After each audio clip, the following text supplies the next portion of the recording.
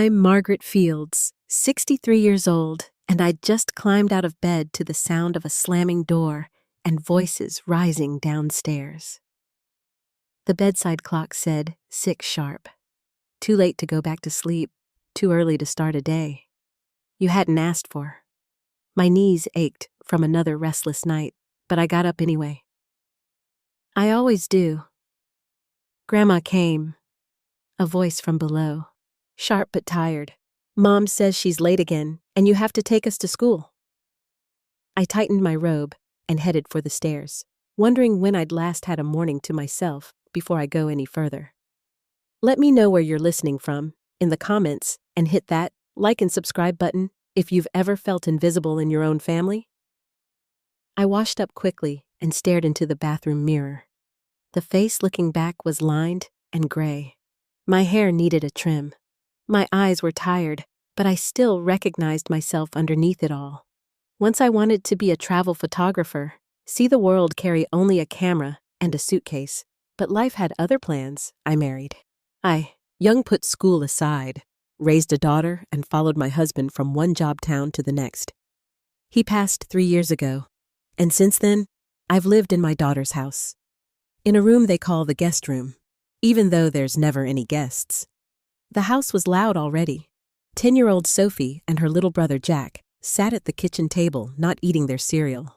Eyes locked on their tablets, I kissed the tops of their heads. "Where's your mom?" I asked. Jack didn't look up.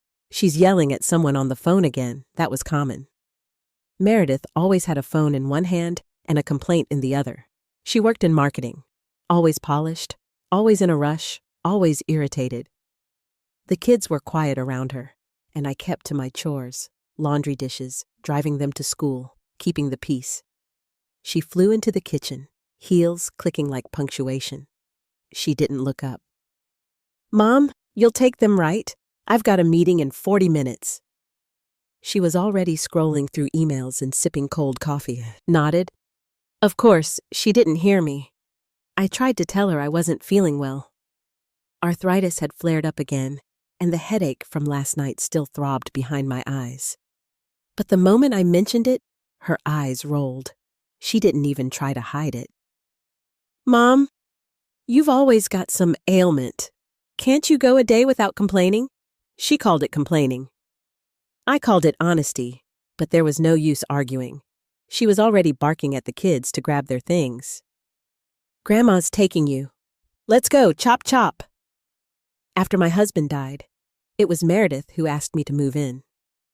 Said, "No woman, my age should live alone." I sold the only home I'd ever owned, gave her the down payment for this one, and moved into that upstairs bedroom. It was supposed to be temporary, helpful, but respectful. That's what she promised. Instead, I became the built-in help. No paycheck, no thanks, no voice that morning after dropping the kids off. I came home to do the laundry, clean the bathrooms, and start dinner. My body ached in quiet protest. Barely made it through the afternoon. By the time Meredith got home that night, I was curled up in bed, burning with fever. She cracked open the door just wide enough to peek in. "The kids say you've been acting strange. Are you sick?" I nodded, tried to sit up. My joints were screaming and my throat felt like sandpaper. "I think it's the flu," I managed to whisper. She didn't step inside. She didn't touch my forehead. She stood there silent, then said, "Mom, I have a big presentation in 3 days. If you're contagious, you need to go somewhere else." I blinked, trying to make sense of what she was saying. Where Meredith? I barely have the strength to stand. She crossed her arms. "A hotel, a shelter. I don't know, but you can't stay here. Jack has asthma, and I can't afford to miss work," I told her. I didn't have the money and no friends left in town. That after moving in here, I'd let all those ties fade. She didn't care. She left the room, then came back with $7 in cash, dropped it on the bed like a waitress. Tossing a bill, said, "There's a shelter downtown. Take the car. Drop it at the supermarket. I'll pick it up tomorrow." And just like that, I was being sent out sick and alone at 63, with nothing but a suitcase and the clothes on my back. I packed slowly. I didn't have much. A photo of my husband, a few books, the sweater I used to wear on Christmas morning. Everything else in that house had their name on it. I tried to say goodbye to the children, but Meredith blocked the hallway. "Don't get near them. You're contagious," I told them. I loved them anyway and walked out into the cold night with $7 in my pocket and no idea where to go. That's where the rest of this begins. But I'll save that for next time. I left the car in the supermarket parking lot just like Meredith had told me to. The night air felt colder than it should have, maybe because I was running a fever, or maybe because everything I knew had just shifted under my feet. I stood there for a minute with my suitcase in one hand and those $7 tucked in my coat pocket. The streets of Millville weren't empty, but they felt that way. People passed by heads down, moving with purpose. No one noticed the woman on the bench by the bus stop, dressed for comfort, not warmth, with a faded suitcase and no clear direction. I sat down slowly, letting the ache in my legs settle, and tried to breathe through the tightness in my chest. A week ago, I'd been folding laundry and helping Jack with his spelling words. Now I was trying to figure out if $7 was enough for a cup of tea and a moment indoors. Across the street was a little cafe I hadn't noticed before. A handwritten sign in the window read, "Eunice's Coffee Shop." It was quiet inside, a few folks scattered at tables, and warm light spilled through the windows like a soft invitation. I didn't have a plan, just a need to get out of the cold. So I picked up my suitcase, crossed the street, and opened the door. The smell hit me first: baked bread, cinnamon, and something like fresh coffee. It wasn't fancy, but it was clean and calm, with old wooden tables and a glass case filled with pies and pastries. A woman behind the counter looked up and smiled. She was around my age, maybe a little younger, with red hair pulled into a loose bun, and a name tag that said Eunice. "What can I get you?" she asked. "Just tea," I said, setting my suitcase down beside the stool. She nodded and filled the kettle. "Hot as I can make it." "Long day?" I gave a little shrug. "You could say that." She didn't press, just slid the cup across the counter once it was ready, and went back to wiping things down and straightening napkin holders. I sat there with both hands wrapped around the mug, letting the heat soak into my fingers. On the counter beside the register was a little rack of scratch-off lottery tickets. I'd never bought one. Howard used to say they were a waste of money, more likely to get struck by lightning than to win anything. But I had $7 to my name and no plan for tomorrow. I figured there wasn't much left to lose. "Could I get one of those?" I asked, pointing to the ticket with the gold stars across the top. $2, Eunice said. She handed me the ticket and gave me back $5, which became $4.50 once I paid for the tea.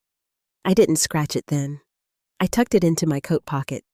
Didn't seem like the kind of day that could hold a win. Just holding on to it was enough for now. Eunice came back over after the last customer left. "Do you have somewhere to go tonight?" she asked gently. I hesitated. "Not really." She nodded slowly.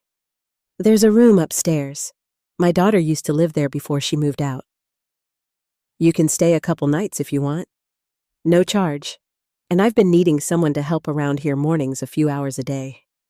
Nothing fancy." I looked at her, trying to figure out what she wanted in return. But there was nothing in her voice but kindness. "I can work," I said. "I've cooked most of my life clean, too. I don't want to be a burden." "We'll talk about that tomorrow," she said. "Right now, you just need rest." She closed up the shop and led me up a narrow flight of stairs. The apartment was small but cozy. A living room with a threadbare couch, a little kitchen with floral curtains, and 2 bedrooms. She opened the smaller one and turned on the lamp. "There's extra blankets in the drawer," she said. "Bathrooms across the hall. I'll bring you something warm in a bit." I thanked her, closed the door behind me, and sat on the edge of the bed. It was the first time I'd sat on something soft that day. I pulled out the picture of Howard from my suitcase and set it on the nightstand. His eyes were smiling in that familiar way. "You'd never believe this," I whispered. Eunice brought up a tray with tea and a sandwich. "My grandma's recipe," she said, setting it down. "It'll help with everything but a broken heart." "Is there something for that?" I asked. "Time," she said. "And maybe a dog eventually." She gave me a wink and stepped back into the hallway. I sipped the tea slowly and managed half the sandwich before the fatigue caught up with me. I lay back on the bed without even pulling the blanket over me. My last thought before drifting off was about the scratch-off ticket still in my coat pocket. I hadn't checked it.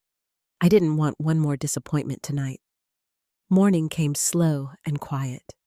The smell of coffee floated up through the floorboards and wrapped around me like a warm shawl.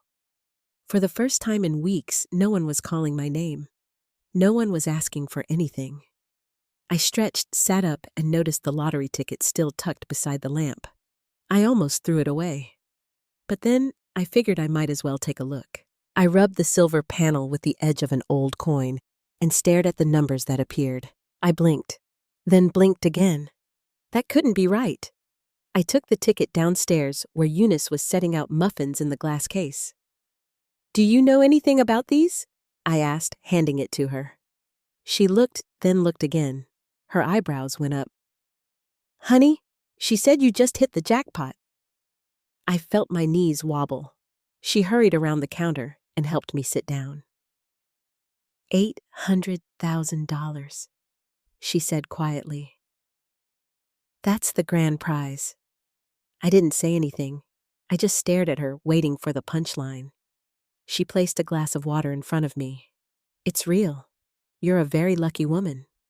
I nodded slowly. It didn't feel real yet, but something inside me shifted just slightly. Like maybe this wasn't the end of my story. Maybe it was the beginning. We agreed not to tell anyone just yet. Eunice said she'd call her nephew who worked at a local bank. He could help with the paperwork and next steps. For now, she told me, just breathe. Eat something. Rest. So I did.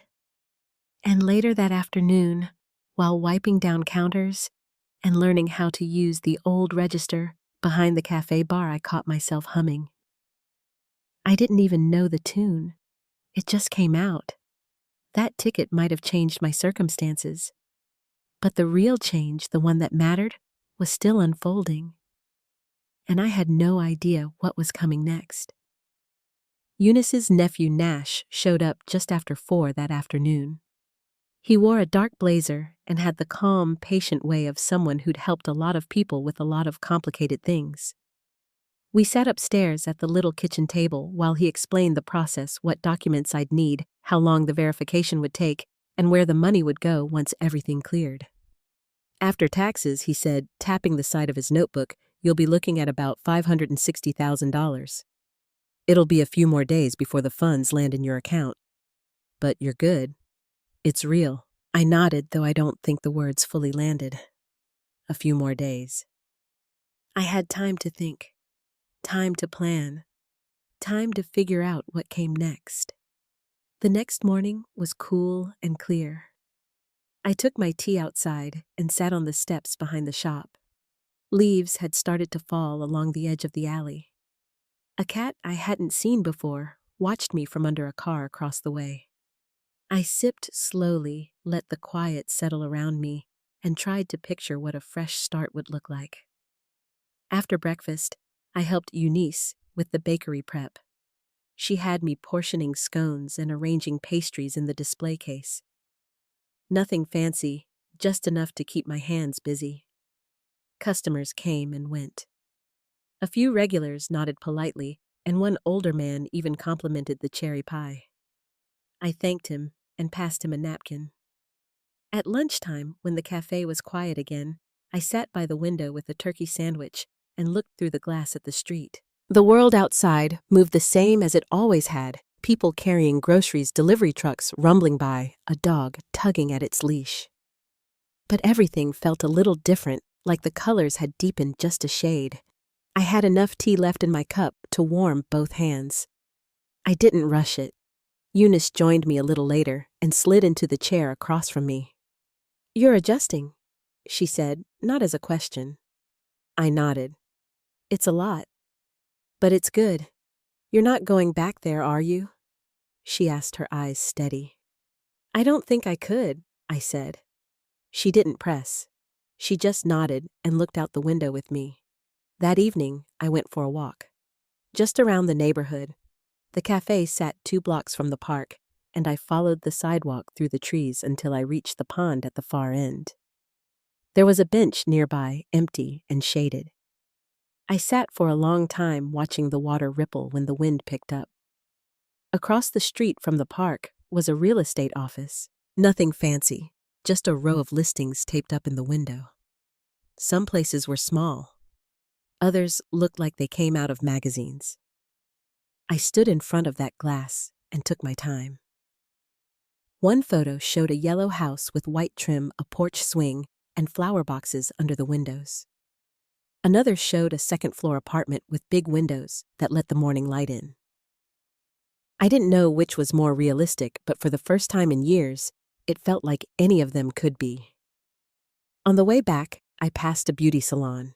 I slowed, glanced at the display. Photos of short bobs and soft gray waves, women my age with warmth in their eyes. I didn't go in, but I made a note of it. When the time was right.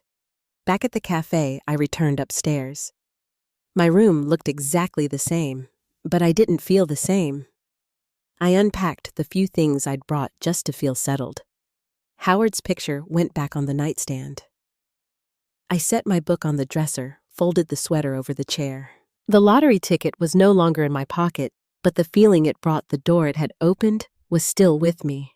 A knock at the door pulled me out of my thoughts. Eunice stepped in with a bowl of soup and some toast. "You didn't eat much at dinner," she said, placing the tray on the desk. "Wasn't hungry then," I said. "But I am now." She smiled. "You'll sleep better." Before she left, she paused. "You know," she said, "some people never get a second shot. But when they do, the hard part isn't taking it. It's believing they deserve it." She didn't wait for me to answer, just pulled the door gently shut behind her. The next day moved slowly, but it was steady. I helped out at the cafe again, wiped tables, poured coffee, restocked napkins. Nothing loud, nothing urgent. At noon, a young couple came in and sat near the window, whispering and laughing over pie. I brought them their check, and the woman touched my hand lightly and said, "This place is wonderful." After the lunch rush, I sat in the back with Eunice and rolled napkins around silverware. She told me about her daughter now living in Portland, and how the cafe had been her dream for a long time. "It's not much," she said, "but it's honest. I've always liked honest work." That evening, I checked the mail drop at the front of the shop. Inside was a copy of the Millville Daily. Right on the front page was my face. Local woman wins $800,000 in scratch-off surprise. I stood in the doorway holding the paper and looked out at the quiet street. Someone walking by could have picked it up. Anyone sitting in the cafe could have seen it left on the counter. Meredith could have seen it. Probably had by now. I folded the paper and carried it upstairs. The money wasn't in the account yet. That would take a few more days. But the story was already out. Before bed, I sat on the edge of the mattress and reread the article. It wasn't long. Just a few paragraphs. My name, a photo, a quote about how I hadn't expected anything, how it was still sinking in. I folded the page carefully and slid it into the drawer beside the bed. That night, sleep came slow. I lay with the blanket pulled high, the faint light from the street filtering through the curtain. Downstairs, the sound of Eunice's radio played softly, some old jazz tune drifting up through the floorboards. I closed my eyes and tried to picture what the next week might hold. Documents to file, accounts to open, maybe a visit to the real estate office, maybe the salon. The weight of the past few years hadn't disappeared, but something had shifted. The burden was lighter now. And for the first time in a long while, I didn't dread tomorrow. I just didn't know who might show up once the news reached the right ears. The morning after the article ran, I woke before the sun came through the blinds. The room upstairs from the cafe was still quiet. The small clock on the nightstand read just past 6. I pulled on my robe and slippers, went to the window, and stood for a minute watching the faint pink glow rise over the rooftops. The shop downstairs smelled faintly of cinnamon and butter drifting up through the floorboards like it had every morning since I'd arrived. But this time felt different. Everything did. I got dressed and headed down to help Eunice open. She greeted me with her usual smile, but looked me over a little longer than usual. "You slept?" she asked. "I did," I said. "A little restless, but I slept." She slid a warm mug across the counter. "It'll feel more real once the money hits your account. Until then, just breathe." I nodded and took a sip. The cafe opened at 7. By 8, the usual crowd began to come in. A few familiar faces paused when they saw me behind the counter. A couple smiled. One woman gave a small wave. I refilled the creamers, wiped the menus, and restocked the pastry case. I liked being busy. It gave my thoughts somewhere to rest. That afternoon, I stepped outside during the lull after lunch. The breeze was soft, the kind that didn't push but invited. I walked the same streets I had that first night, but nothing looked quite the same. I passed the real estate office again. This time, I went inside. The woman behind the desk wore glasses and had a silver chain around her neck. She stood when I walked in. "Can I help you find something?" she asked. "I'd like to look at an apartment," I said. "Something quiet. 1 bedroom, maybe a little light." She smiled and motioned toward a small table near the window. "I have a few listings I think you'll like." She pulled out 3 folders. I looked at photos of living rooms with big windows and hardwood floors, of kitchens with clean white tile, of bedrooms with ceiling fans and warm light. There was one just 2 blocks from the cafe above a florist's shop with a view of the park. That's the one I asked to see. Later that week, after the funds cleared, I signed the lease. The apartment was on the 2nd floor. It had a little balcony with a railing just wide enough for flower pots. The windows let the sun in during the morning and softened to gold in the evenings. The walls were already painted a soft cream color, and the furniture I chose was simple, just enough to feel like home. Eunice helped me move in. She brought over a tea kettle and a small framed print of a landscape she said reminded her of Montana, though she'd never been. She put it on the kitchen wall and said, "Every home needs something that makes you smile." That first night, I sat on the couch, hands wrapped around a cup of tea, and watched the light fade across the wall. No one called my name. No one asked what was for dinner. The only sound was the creak of the floorboards when I moved and the occasional murmur from the florist's radio below. The next day I visited the salon I'd passed earlier. The woman who cut my hair was maybe in her 40s with quiet hands and soft eyes. I told her I didn't want to hide the gray, just shape it, maybe lighten things around my face. She smiled and said, "Silver like this? People pay good money for it." When she turned the chair toward the mirror, I hardly recognized myself. The haircut was neat, fresh. Not trendy, but elegant. I didn't look younger, but I looked more like someone I wanted to be. Eunice saw me later that afternoon and gave a soft whistle. "Look at you," she said. "That's a woman who knows her own mind." I spent the next few days filling the apartment with the things I needed. A few plates, 2 new towels, a bookshelf I built myself in the living room. Nothing extravagant. But everything I picked for me. I signed up for a photography class at the community college the following week. Just 1 evening course to start. I hadn't held a real camera in years, but the moment I picked it up, something inside me clicked.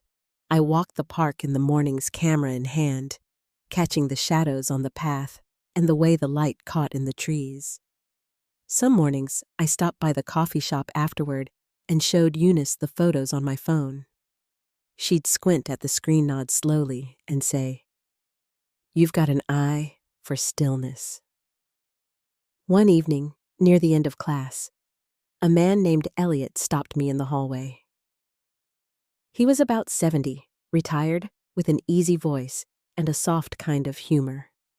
We'd talked a few times about lenses and lighting, nothing more.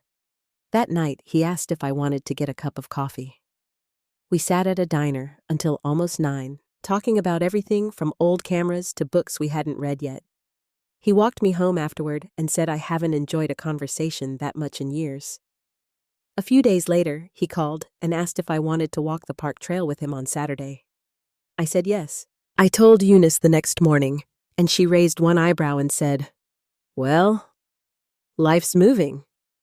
It was. Every day felt like a small step forward. The money helped. It gave me room to breathe, to choose. But it wasn't just that. It was the quiet mornings, the long walks, the feel of a warm mug in my hand in my own kitchen. It was seeing a new version of myself slowly taking shape in the mirror. One afternoon, I sat on my little balcony and watched the florist below sweep petals off the sidewalk. The breeze carried the scent of roses and damp earth. I held the camera in my lap and looked out over the street. It was calm. Not silent, but calm in a way I hadn't felt in years. The phone sat on the table beside me. I hadn't heard from Meredith. Not yet, but I had a feeling that would change soon. That Thursday afternoon, the phone rang while I was washing dishes. I let it go to voicemail, but when I checked the message, Meredith's voice filled the room. Calm. Sweet, almost. Like she used to sound before the tension had settled in our bones. "Hi, Mom. I saw the article. Just wanted to say congratulations. Really. And if you're around Saturday, maybe we could talk." "Over lunch?" I stood at the sink for a while, letting the warm water run over my hands.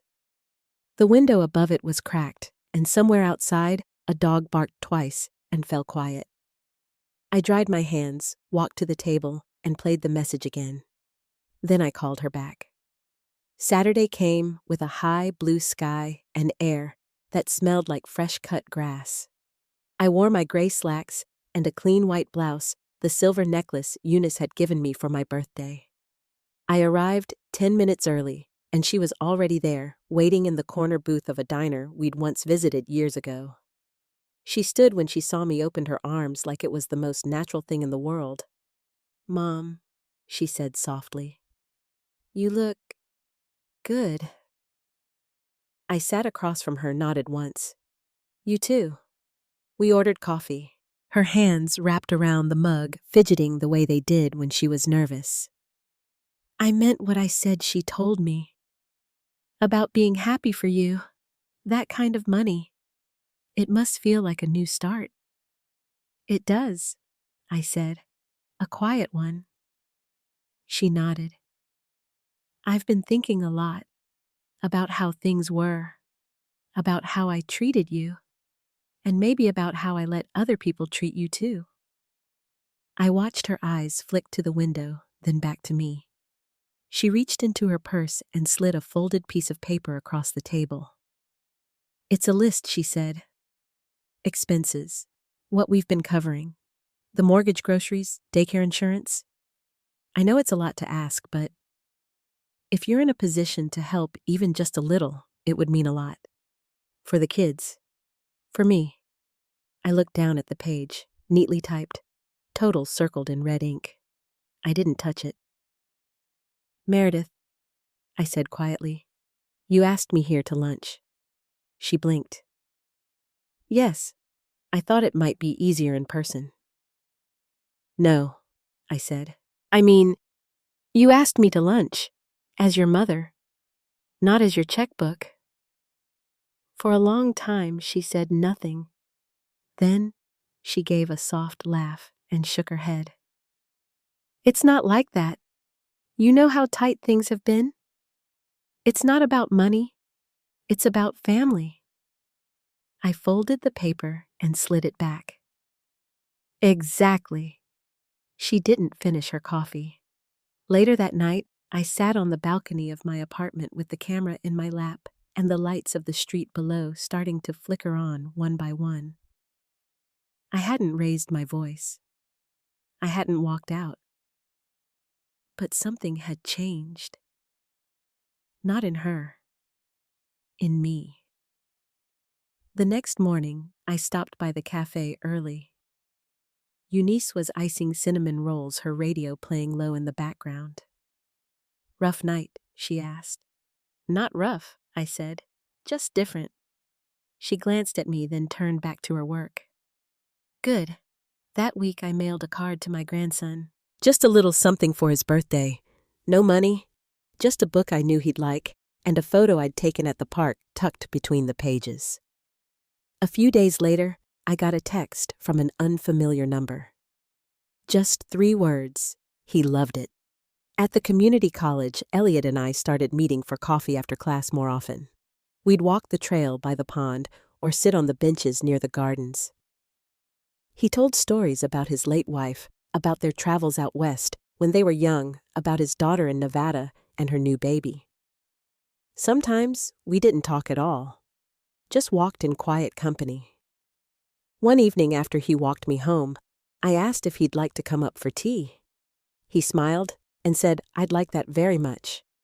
We sat at the small kitchen table while the kettle steamed. I told him about my granddaughter, about the years I'd spent helping raise her, and how quiet the house had felt after they'd pushed me out. He listened without interrupting. When I finished, he said, "That kind of loss doesn't just fade, but sometimes it makes room for something new."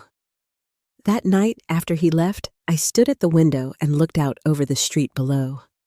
The florist's sign swayed gently in the breeze. A car passed slowly. Somewhere, a door clicked shut. The next morning, I made a list. A real one. Not expenses, not debts, just names. People I hadn't spoken to in a while. Friends I'd lost touch with. A cousin in Vermont. My old neighbor from Oak Street who used to bring me tomatoes from his garden. I spent the day writing letters. Not long ones. Just enough to say hello, to share a little news, to let them know I hadn't forgotten. I sealed each envelope carefully and dropped them off at the post office before dinner. A few days later, replies started coming in. A card with pressed lavender from Vermont. A photo of grandchildren I'd never met. A phone call from someone who remembered the way my porch used to smell like fresh bread in the summer.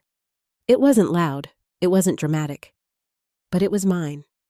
And then one afternoon, I saw her again. Meredith, standing at the corner outside the cafe holding her daughter's hand. She didn't come in. Just looked through the glass, saw me behind the counter, and hesitated. I saw the flicker in her face, the same hesitation I used to feel every time I asked her for anything. She didn't wave, she didn't come inside, but she saw me. I turned back to the register, poured another coffee, and let the moment pass. The knock came just after 9 on a Sunday morning.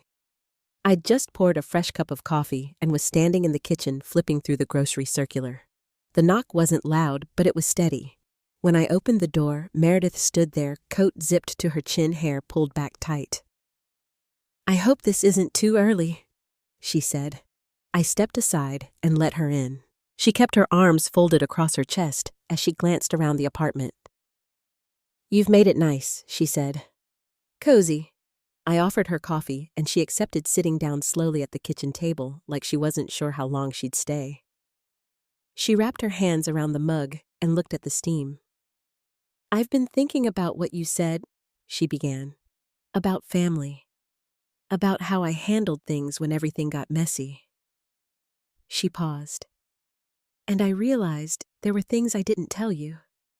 Things I probably should have." She reached into her bag and pulled out a worn envelope creased at the edges. "This came for you. a while ago, after the article came out, but it was sent to our old address. I thought maybe it was junk, but when I opened it, she hesitated, then pushed it across the table. I picked it up. My name was typed neatly on the front. No return address. Inside was a single sheet of paper. No letter. Just a line of numbers, a bank account, and a balance. I looked up. Meredith was already watching me. I called the number listed. It's real. They said it was in your name. Some kind of trust. Set up years ago. I stared at the paper. The number was large. Larger than what I'd received from the article. Meredith's voice was quiet. It was from Dad. He left it for you before he passed. The lawyer said he'd set it aside in case you ever needed it. I folded the paper. You knew. She swallowed. Yes, I didn't know how much at first. Just that it was something he'd left you privately.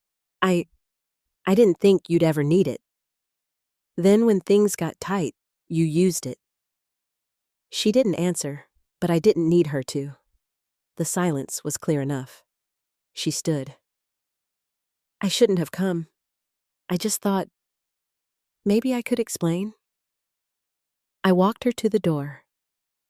Before she stepped into the hallway, she looked back once. I did it for the kids. I didn't want them to go without. When the door closed, the apartment felt colder. I stood for a long moment holding the paper, then sat at the table and stared at the cup she'd left behind, still half full. Later that afternoon, I went down to the cafe. Eunice was restocking the napkins. She glanced up, took one look at me, and pulled 2 mugs from the shelf. Something happened, she said. I told her, quietly, without much detail, just enough for her to understand.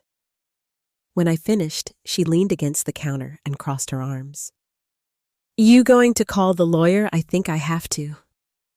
The next day I did. The voice on the other end confirmed everything. The trust had been established a year before my husband passed, meant to be mine alone. The funds had been withdrawn steadily over the past 2 years, not all of it, but enough. The man paused, then said gently, You're still the account holder. You can secure what's left. I spent the next few hours reviewing paperwork. I called the bank, had the login information reset, changed the account access, moved what remained into a new folder. I printed the records, each transaction, each name attached. Meredith's name was there more than once. I didn't cry. I didn't shout. I just placed the papers into a manila envelope and slid it into the bottom drawer of my desk. That night, I met Elliot for dinner. We sat at a booth near the window, our plates pushed aside. He watched me for a moment, then said, Something's weighing on you. I nodded. He reached across the table and rested his hand over mine. You don't have to tell me. Just know.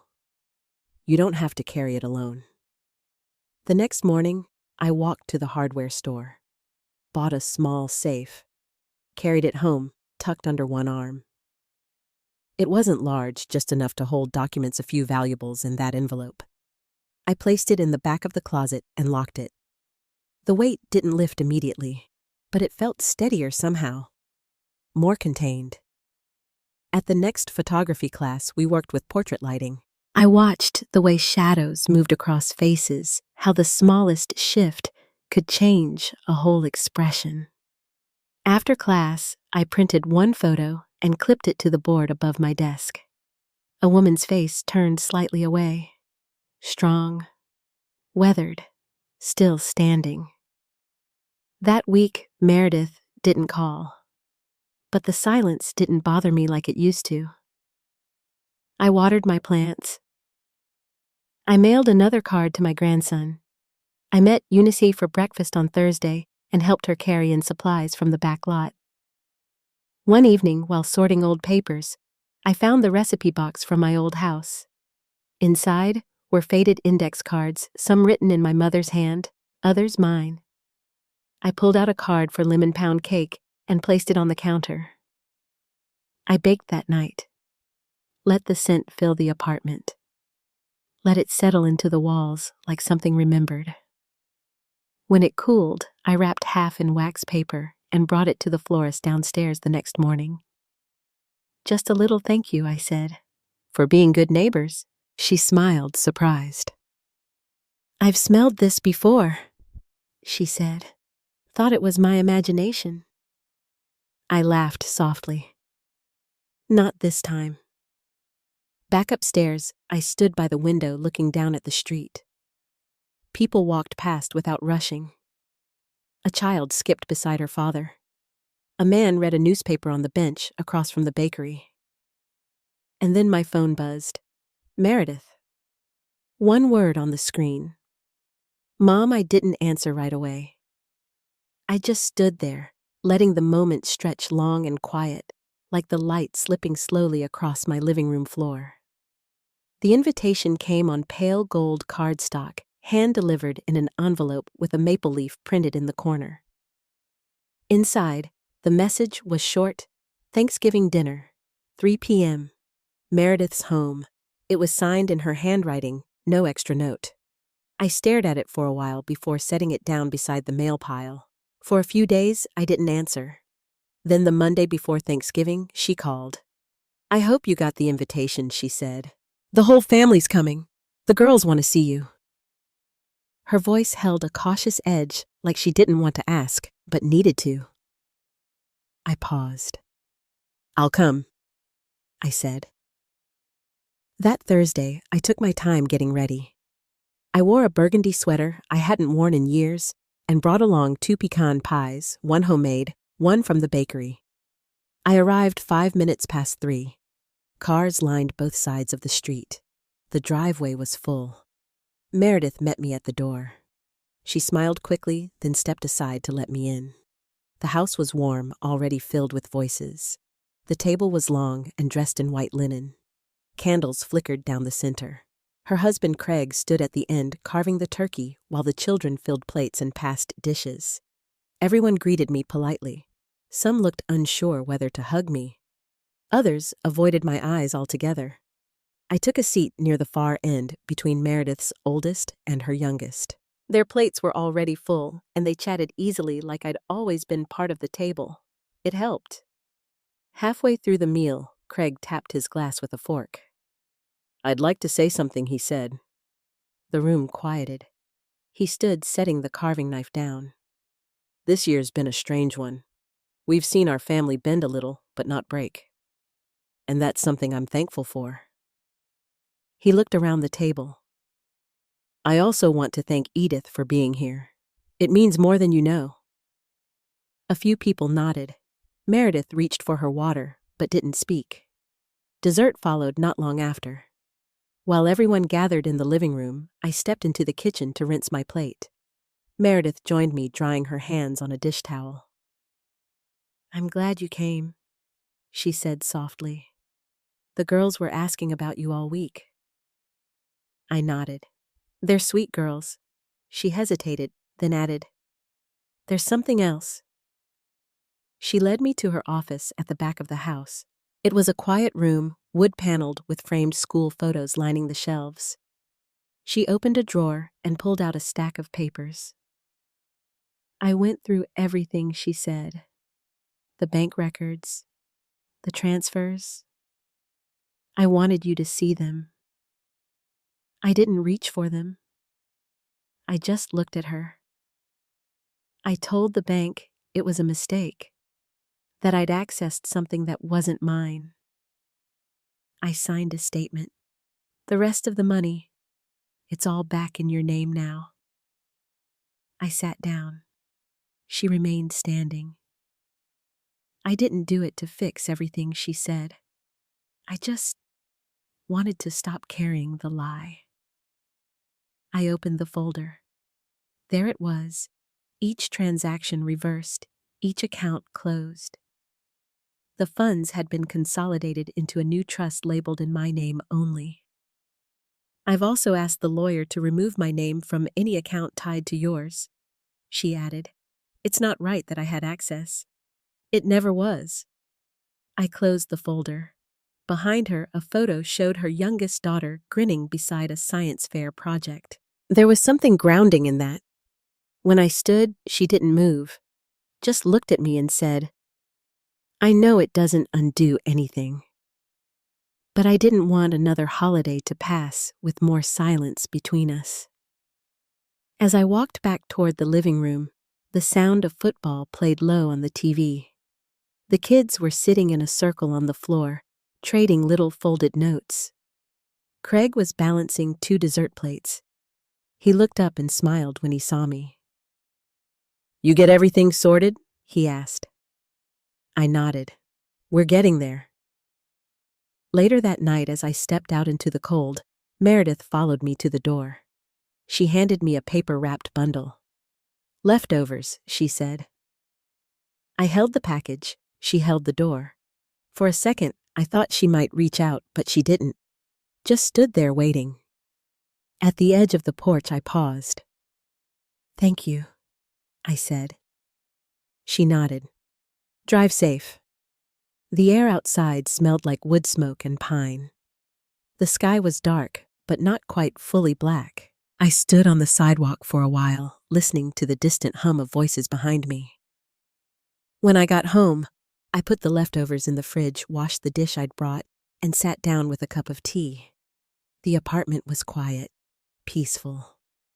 On the counter sat the manila envelope with the account records. I picked it up, flipped through the documents once more, and then slid them into the safe with the rest. That night, I didn't dream. A week before Christmas, I got a letter in the mail. Real stationery. Thick, cream-colored paper with my name written in deep blue ink. No return address, but the handwriting was unmistakably Meredith's. Inside, there was no card. Just a short letter. She wrote that the girls had helped her decorate the tree that weekend, that they had asked if Grandma would be coming this year, that she'd told them, maybe. She also wrote that she'd started therapy, that she'd been holding on to things, old stories, old grievances that never really belonged to her, and that some of the things she'd said to me had come from a place of fear, not truth. She didn't ask me to forgive her. She didn't try to explain anything away. She just said she was trying to do better for herself and for them. At the bottom of the letter, there was a line that read, "If you feel like stopping by on Christmas Eve, the porch light will be on." I didn't write back, but on the 24th, I drove past her house just after dark. The porch light was on just like she said. The windows glowed soft and golden, and inside, I could see the outline of the tree-white lights, red ribbons a star on top. I didn't go in, but I sat in the car for a long while, just watching. That night, I made myself a cup of cocoa and sat by my own tree, a small one I'd picked up at the corner lot. I turned on the lights and wrapped myself in a blanket. The room was quiet except for the soft hum of the heater. And for the first time in a long while, I felt like I had room to exhale. Not because everything was fixed, but because I'd stopped waiting for someone else to make it right.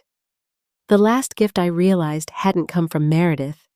It hadn't even come from the lawyer or the reversed accounts or the apology. It came from choosing peace over bitterness, from learning I didn't need to be invited, included, or validated to matter. I knew who I was. I knew what I'd given. And I knew what I wasn't willing to carry anymore. Some people think justice only comes when everyone sees the truth and admits their fault. But I think justice can also look like walking away with your head held high, even if no one claps. It can sound like silence in a room you used to tiptoe through. It can feel like freedom.